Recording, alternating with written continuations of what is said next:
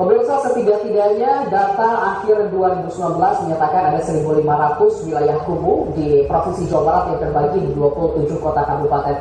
Lantas apa yang harus dipersiapkan oleh pemerintah daerah begitu untuk menangani wilayah kumuh ini, baik itu yang terkena dampak secara ekonomi ataupun kesehatan juga memiliki dampak dari wilayah kumuh tersebut. Kita akan membahasnya bersama dua narasumber di samping saya. Yang pertama ada Pak Agus Ismail Danuningrat. Assalamualaikum Pak Agus. Waalaikumsalam. Pak Agus ini sebagai Kabid Pengembangan Kawasan Permukiman di Seperkintan Kabupaten Bandung, dan di samping Pak Agus ada Pak Geri Gandana, beliau Kasih Penataan dan Pengendalian Kawasan Kumuh begitu ya. Assalamualaikum, selamat pagi Pak Geri. Waalaikumsalam. Selamat pagi. Sehat ya Bapak-bapak? Ya, alhamdulillah. Terima kasih di tengah pandemi ini sudah mau bergabung bersama kami di Ayus Jabar. Pak Geri, kalau kita bicara tadi di awal saya sempat katakan begitu ya, di akhir 2019 datanya sekitar 1.500 begitu yang belum terselesaikan begitu ya. Kalau kita bicara soal data tersebut, pasti juga Kabupaten Bandung ada bagian tersebut gitu. Kalau kita sebelum bicara soal relokasi dan sebagainya gitu, sebetulnya datanya berapa jumlah wilayah yang kumuh di wilayah Kabupaten Bandung? Ya. Untuk sampai dengan tahun 2019, data yang kita punya untuk lokasi kumuh prioritas itu tinggal yang belum tertata itu 581 hektar. 581. Ya, dari awal tahun 2014 itu luasnya 1.300 hektar. Jadi kita sudah menata di lahan-lahan yang kategori kumuh itu sudah 800 lebih hektar gitu. Oke, jadi artinya sudah ada penyusutan kalau kita bilang, berarti sudah ada penataan yang dilakukan oleh pemerintah Kabupaten Bandung. Kalau kita bicara dari 2014, tadi Pak Geri sempat mengatakan sudah ada penyusutan, upaya memang apa saja Pak? Jadi kegiatan kita dilakukan melalui program awal kita melakukan perencanaan. Perencanaan yang kita lakukan sifatnya partisipatif dengan masyarakat setempat. Oke. Jadi data-data yang sudah tersusun tadi, yang tadi sudah dikatakan oleh Pak Geri, seluas awal 1.300 sekian, itu kita lakukan dari anggaran yang ada, kita lakukan perencanaan partisipatif. Jadi masyarakat di sini sebagai subjek, artinya mereka ingin menata data-data yang sudah kita terima itu, kita tawarkan kepada mereka apa saja yang ingin diprioritaskan dilakukan penataan. Karena seperti kita ketahui, masalah kumuh itu kan ada 7 aspek plus 1. Yang pertama masalah rumah tidak layak huni. Yang kedua masalah jalan setapak atau jalan lingkungan. Yang ketiga masalah air bersih. Yang keempat masalah sanitasi lingkungan seperti MCK dan sebagainya. Yang kelima itu ada juga masalah sampah, penanganan sampah. Ada juga masalah penanggulangan kebakaran. Masyarakat biasanya itu di daerah-daerah yang padat gitu kan. Yang terakhir, perlu adanya ruang terbuka hijau atau ruang bersama untuk masyarakat. Ini langkah-langkah yang harus dilakukan dalam hal penataan kumuh. Kita tawarkan sama mereka apa yang menjadi prioritas. Biasanya yang paling prioritas yang pertama adalah rumah tidak layak huni. Rutilahu mungkin Rutilahu ya. Betul. Rutilahu, air bersih, MCK dan jalan lingkungan. Kegiatan penataan kumuh ini itu bukan semata-mata tugas kami atau tugas bidang PKP, penataan kawasan pemukiman, tapi adalah tugas-tugas kolaboratif yang kita lakukan secara kerjasama dengan bidang atau dinas-dinas yang lain. Karena seperti kita tahu masalah sampah ada di dinas lingkungan hidup, kebakaran ada di dinas pembakaran kebakaran, kan? Untuk rutilahu secara spesifik itu ada di bidang perumahan, pengembangan perumahan, air bersih juga ada di bidang infrastruktur permukiman. Jadi kita membuat sebuah kolaborasi dengan semua stakeholder atau semua yang memiliki kebijakan di bidang itu untuk sama-sama membangun atau menata kawasan kumuh tersebut. Tapi sebetulnya Pak Geri, kalau kita bicara soal Kabupaten Bandung, wilayah kumuhnya memang apakah kategorinya rata-rata 7+1 atau mungkin tiap wilayah berbeda? Berbeda. Seperti apa? Jadi kita sebelumnya dalam menentukan suatu kawasan itu termasuk atau masuk di dalam kawasan kumuh, itu ada penilaian prioritas yang dari kebutuhan-kebutuhan yang dari penilaian 17. Itu namanya kegiatannya adalah pendataan atau RPLP di kegiatan kumuh. Dari kita bisa lihat lokasi-lokasi mana yang paling prioritas untuk penanganan. Setelah kita kategorikan yang prioritas itu yang mana saja, kemudian kita cara pelaksananya seperti apa? Apakah memang harus dilaksanakan oleh masyarakat atau menggunakan pihak ketiga atau jasa profesional? Untuk pekerjaan-pekerjaan yang sekiranya sederhana, itu kita prioritaskan untuk dikerjakan oleh masyarakat. Dari kategori 7+1, sebetulnya kalau wilayah kumuh di Kabupaten Bandung gitu, rata-rata mana yang paling prioritas? Hampir semuanya prioritas, tapi kita berprinsip bahwa lingkungan kumuh itu akan tertata apabila rumahnya tertata juga. Jadi kembali lagi, yang paling prioritas menurut kita adalah penataan di peristiwa kumuh. Aspek kesehatan dan juga perekonomian ini menjadi hal yang sangat krusial begitu dalam penataan sebuah wilayah. Nah, sebetulnya tujuan daripada penataan ini apa, Pak Agus? Jadi seperti kita ketahui, pimpinan kami Bupati Bandung memiliki visi dan misi pengembangan, terutama di bidang permukiman. Di 5 tahun pertama, di periode pertama beliau memimpin, kebijakan beliau untuk masalah permukiman adalah raksa desa. Raksa desa. Raksa desa itu sebetulnya ada yang tadi disebutkan tadi, karena masalah kumuh. Raksa itu singkatan. R-nya adalah rumah, A-nya adalah air, K-nya kampus, S-nya sampah, A-nya alam. Jadi sebetulnya itu berhubungan sekali dengan apa itu yang dimaksud dengan kriteria kumuh yang tadi dikatakan oleh saya. Di periode kedua dan sekarang beliau masih memimpin, itu kebijakan beliau adalah pengembangan Bandung 1000 Kampung. Bandung 1000 Kampung. Bandung 1000 Kampung itu adalah sebuah proses pengembangan perumahan berkelanjutan setelah raksa desa beliau gulirkan di awal periode pertama beliau. Apa itu Bandung 1000 Kampung? Adalah pengembangan permukiman dengan tema khusus masing-masing wilayah memiliki spesifik. Misalkan di satu titik raksanya sudah disentuh, ternyata di sana ada potensi perekonomian, misalnya masyarakatnya bergerak di bidang bambu misalnya. Ya betul, bambu. Di kita ada kampung giling, karena di sana kebetulan mayoritas masyarakat bergerak di industri pembuatan giling. Nah seperti itu kita kembangkan. Setelah raksanya kita sentuh atau kumuhnya kita sentuh, kita kembangkan dengan sifat kolaboratif juga. Kita melibatkan dinas-dinas terkait, ada Indal, gitu ya, dinas Indal untuk bagaimana pemasarannya, dinas pertanian bagaimana pengembangan varietas bambu unggul. Terus kita juga ujung-ujungnya menjadi daerah wisata juga, jadi Parbu kita libatkan juga di situ. Jadi akhirnya yang tadi dikatakan apa itu tema-tema yang tadi disampaikan itu kita sentuh juga sekarang. Tapi kita tidak meninggalkan kegiatan penataan kumuhnya karena semua itu akan berlanjut. Jadi ini yang dimaksud dengan program kegiatan penataan permukiman berkelanjutan. Intinya akhirnya ujungnya adalah kita akan membuat desa-desa mandiri. Desa mandiri pada saat sekarang seperti pandemi, kita tidak khawatir gitu ya dengan adanya desa mandiri. Seperti kita ketahui ada 56 desa mandiri di Kabupaten Bandung dari 280. Dari 280. Jadi memang Pak Bupati atau kita concern ke dalam pengembangan pedesaan-pedesaan. Karena 280 desa yang ada di kabupaten semuanya pedesaan. Hanya 10 kelurahan gitu ya. Dari 280 jadi 10 kelurahan.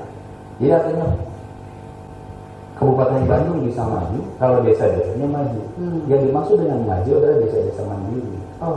Desa mandiri. Jadi Indonesia pun pada ujungnya adalah Indonesia bisa maju kalau desanya maju. Jadi, kenapa kita concern terhadap pengembangan permukiman di kampung-kampung tersebut adalah untuk memajukan masyarakat Kabupaten Bandung secara umum.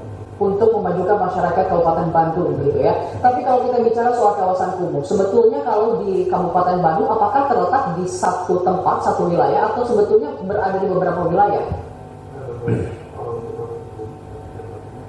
Ada di beberapa wilayah, itu hampir tersebar di semua lokasi.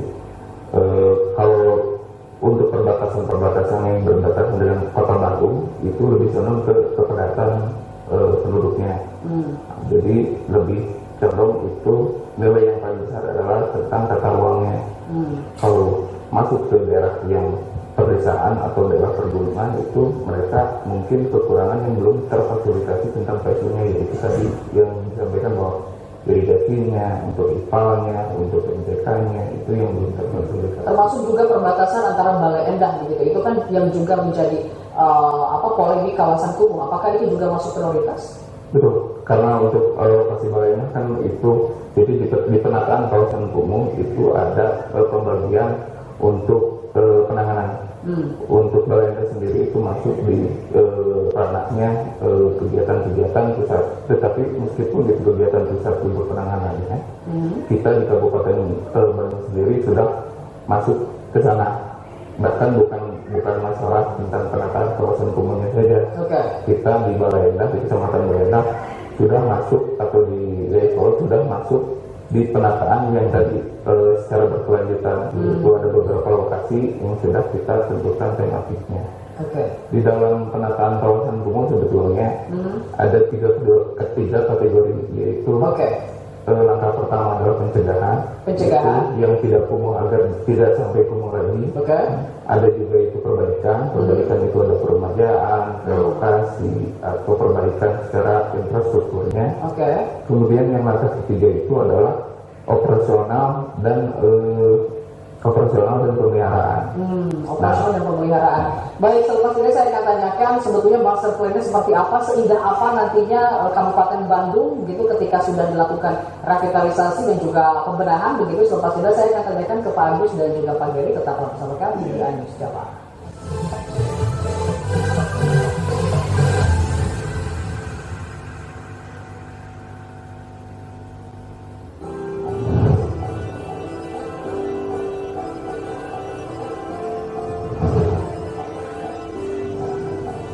Assalamualaikum warahmatullahi wabarakatuh. Saudara-saudaraku, kaum muslimin wal muslimat, COVID-19 ini belum berakhir.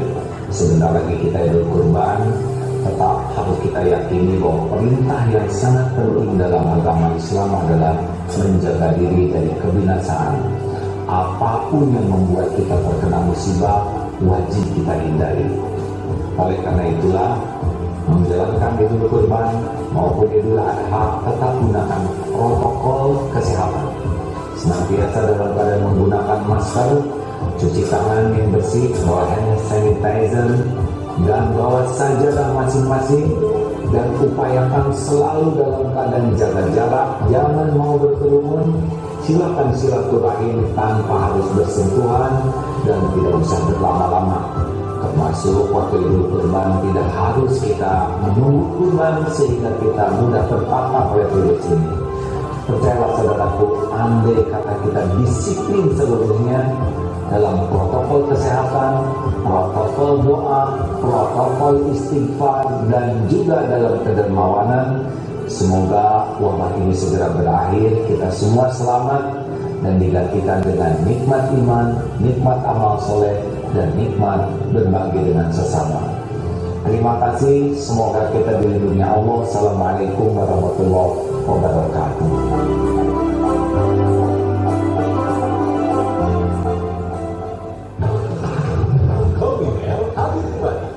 Ini bagus banget, Pak. Karena ini perjalanan kita lebih seru dan lebih heboh. Ini kita ribut banget nih, kita bawa pulang. Orang-orangnya hebat ada yang milih aku.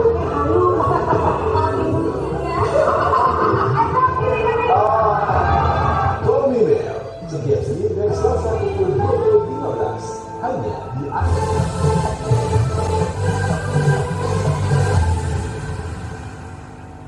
Sehingga apa nantinya Kabupaten Bandung dengan master plan, kita juga mengundang pemirsa untuk bergabung bersama kami mengomentari terkait dengan rencana begitu untuk melakukan pembenahan di wilayah Kabupaten Bandung. Pak Agus, tadi saya katakan master plan ini bisa menjadi salah satu tawaran bagi masyarakat begitu ya, untuk memperlihatkan ini loh Kabupaten Bandung ke depan. Sebetulnya seperti apa keinginan dari Kabupaten Bandung?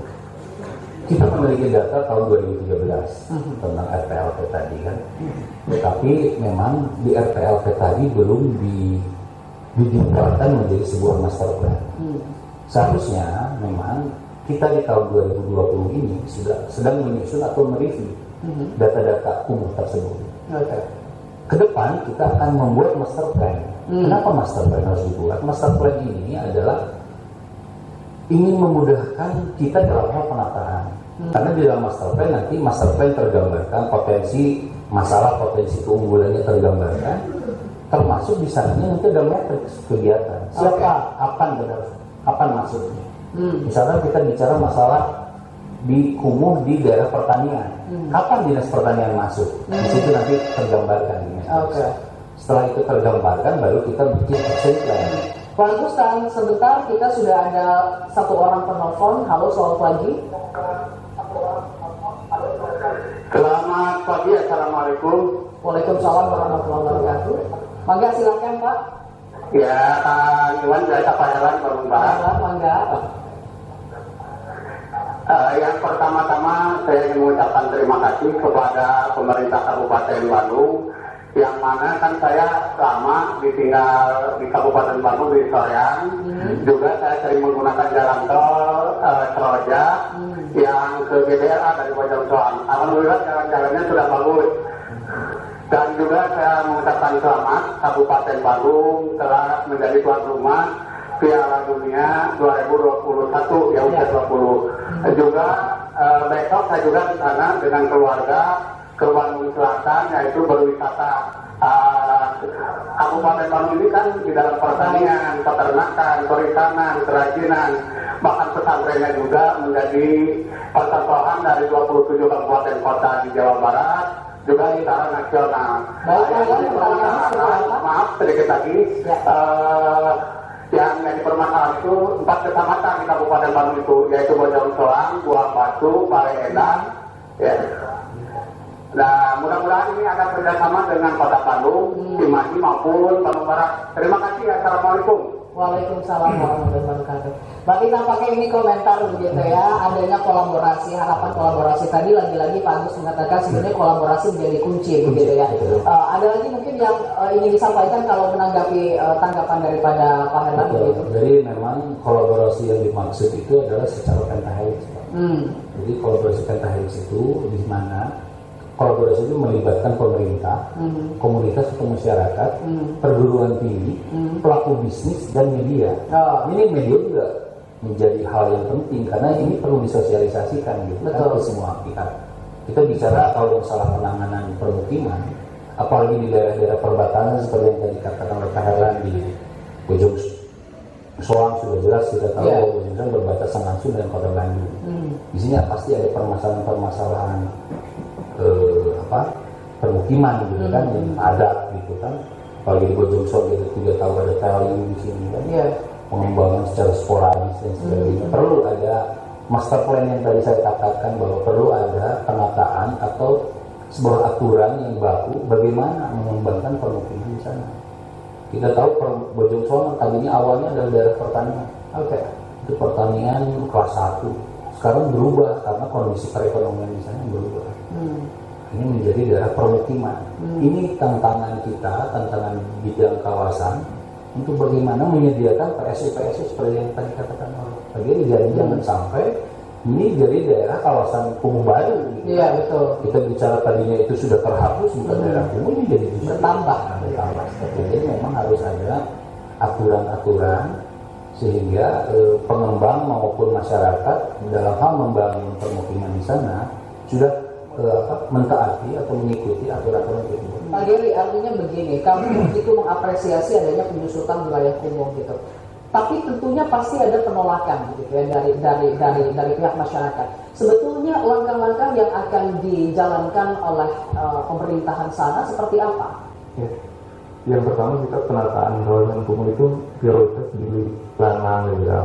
Jadi sebetulnya untuk penolakan masyarakat itu lebih minim dibandingkan dengan penataan di lokasi-lokasi yang kita kategorikan ilegal atau di bantaran sungai atau di pinggiran rel. Cuma lihat saja adalah perubahan atau peningkatan mindset masyarakat dalam kepedulian mereka terhadap lingkungan itu harus ditingkatkan.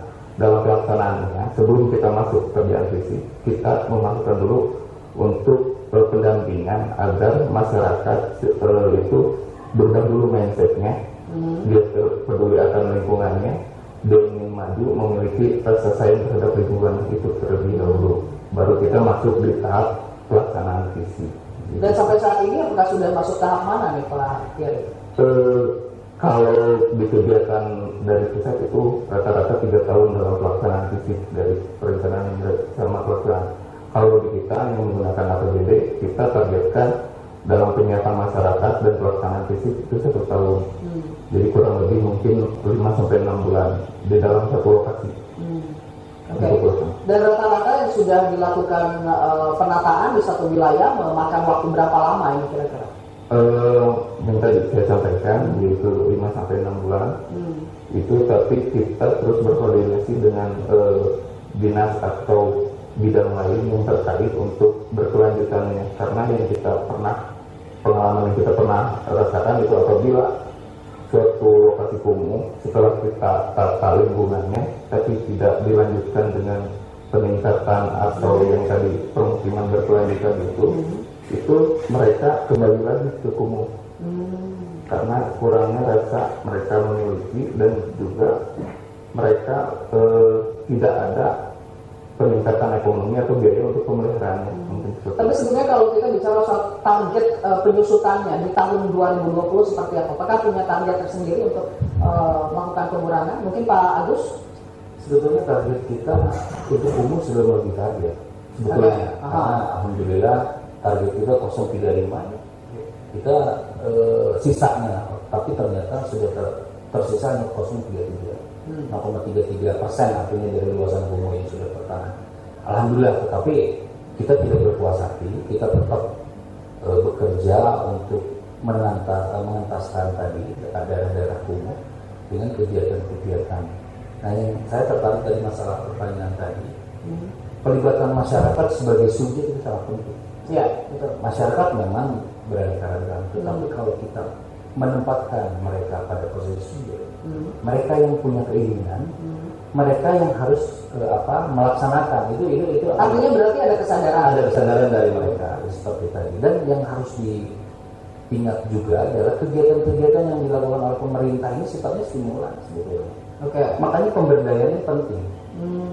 Kalau kita bicara masalah ruang terbuka hijau di kawasan permukiman, kita sudah bisa memastikan tidak ada lahan pemerintah di situ.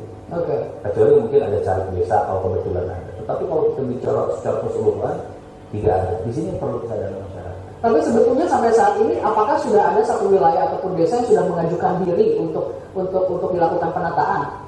Kalau kita bicara soal sebetulnya masalah penataan sendiri itu kita memiliki data yang tadi RPLP yang seperti Pak Gary katakan. Data-data itulah yang menjadikan dasar agar kita melaksanakan secara roadshow. Roadmap. Jadi roadmapnya sudah tergambarkan. Oh, sekarang kecamatan ini desa anu RT berapa kita laksanakan itu sampai akhirnya berkurang. Kalau untuk pengajuan sendiri sih tidak ada, kecuali untuk tematik tadi. Kalau bicara tematik, mungkin itu bukan masuk ke kawasan kumuh, tetapi mereka punya tema. Itu bisa saja kita berkomunikasi. Dengan adanya usulan-usulan tadi bisa kita lakukan untuk kegiatan-kegiatan 1000 kampung tadi. 1000 kampung. Yang 1000 kampung dengan tema-tema tersendiri gitu kan untuk tiap-tiap wilayah berbeda. Penataan wilayah kumuh yang berdampak ekonomi, itu lagi-lagi yang menjadi tema kita kali ini. Sebetulnya kalau kita gambarkan meskipun belum ada master plan gitu, tapi apakah ada keinginan seperti apa kira-kira yang nantinya bakal terrealisasikan sehingga akan berdampak ekonomi? Jadi memang kita sudah niatkan, kita sudah rencanakan untuk secepatnya kita mendata untuk lokasi-lokasi kumuh baru yang itu karena berdampak dari perekonomian akibat pandemi ini. Jadi mungkin secepatnya kalau memungkinkan itu paling cepat mungkin di tahun depan. Gitu, karena bagaimanapun pendataan secara keseluruhan di Kabupaten Bandung itu waktunya perlu waktu yang lama. Gitu. Akan ada apa, poin apa sehingga akan berdampak ekonomi, Pak Agus? Yang pertama, kita karena bicara dinas perumahan kawasan permukiman, kita bicara masalah infrastruktur. Jadi kita sebetulnya tugas pokok dan fungsinya adalah peningkatan infrastruktur kawasan permukiman. Infrastruktur. Jadi kalau kita bicara rumah, bicara startup atau jalan lingkungan, itu sebetulnya mendukung infrastruktur. Kalau infrastruktur baik, proses atau bergeraknya ekonomi di wilayah tersebut insya Allah akan lebih baik. Seperti kita tahu misalnya Kertasari yang dulu jalannya seperti apa, gitu kan, alhamdulillah dengan peningkatan jalan menjadi jalan beton, itu tidak ada lagi kerusakan jalan itu. Jadi artinya infrastruktur juga penting. Yang kedua ada yang seperti tadi, meningkatkan tema-tema untuk kampung-kampung tersebut. Jadi itu harus dimunculkan dari mereka. Kita sudah ada beberapa titik untuk kampung-kampung tematik, ada kampung hijau di Cicalengka. Jadi mereka mayoritas masyarakat di kampung tersebut memang di Marga Asih, ya, desa Marga Asih. Mereka bergerak di bidang hijau.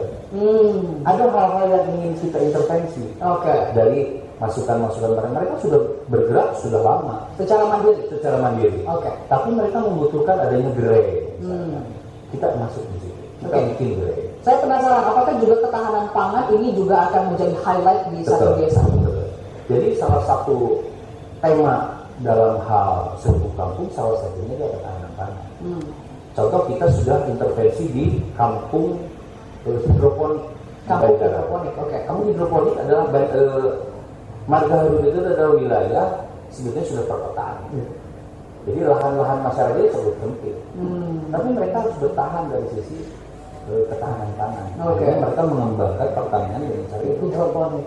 Dan itu disosialisasikan terus sehingga alhamdulillah sampai sekarang di kampung tersebut masyarakat meskipun tidak memiliki lahan mereka bisa bercocok tanam untuk sayuran seperti tadi kan meningkatkan perekonomian juga seperti tadi. Baik. Terus ada juga misalnya ketahanan perekonomian itu dari sisi kampung wisata. Banyak hal sebetulnya yang kita kembangkan untuk kampung-kampung wisata. Kita sudah intervensi di Pulau Sari, kampung agrowisata di Pangalengan, kebetulan dia berbatasan langsung dan dengan situ Cilunca. Kalau dikembangkan alhamdulillah seperti itu. Kita kerjasama juga dengan Indonesian Power yang memiliki lahan. Jadi artinya dalam penataan kumuh ini pemberdayaan masyarakat diikut sertakan begitu dalam melakukan penyusutan kawasan kumuh begitu ya. Terima kasih sekali lagi Pak Agus Ismail dan juga Pak Geri sudah bergabung bersama kami di Anyus Jabar. Pemirsa, dialog tadi menutup perjumpaan kita dalam program Anyus Jabar. Saya Iwan Septriadi mewakili kerabat kerja yang bertugas mengucapkan terima kasih atas kebersamaan Anda. Sampai jumpa. Wassalamualaikum warahmatullahi wabarakatuh.